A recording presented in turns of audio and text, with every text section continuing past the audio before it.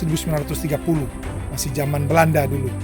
Jadi ada peneliti dari luar sana melakukan penelitian, melakukan seleksi kelapa yang bagus di daerah Mepangat sini.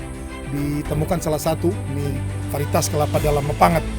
Kemudian dalam perkembangan penelitian, teman-teman peneliti dari zaman dahulu sampai sekarang itu mendapatkan berbagai varietas.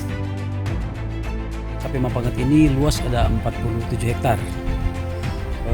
Dan di sini juga ada beberapa jenis kelapa.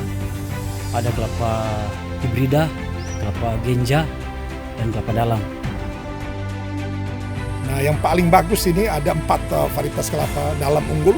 Kita punya yang kelapa dalam Mepangat, itu asli dari Sulawesi Utara, di desa Mepangat, ini lokasi dari Balit Palma.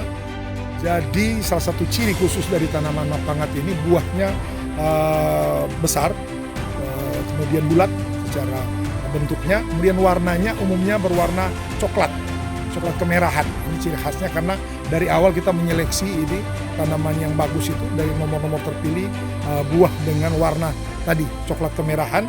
Kemudian salah satu keunggulannya adalah daging buahnya yang tebal dan kandungan minyaknya yang relatif tinggi dibanding varietas unggul kelapa dalam lainnya.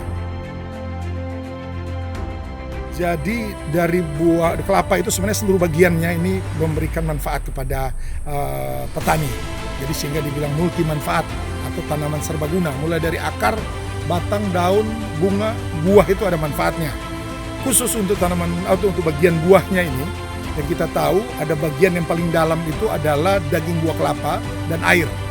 Itu yang paling dalam itu daging buah kelapa ini bisa diolah menjadi beberapa produk sederhana seperti minyak kelapa. Kemudian kalau produknya agak lebih advance itu adalah tepung kelapa ataupun diambil santannya. Program yang namanya program perbenihan khusus tanaman perkebunan kelapa ini menjadi tanggung jawab Balit Palma.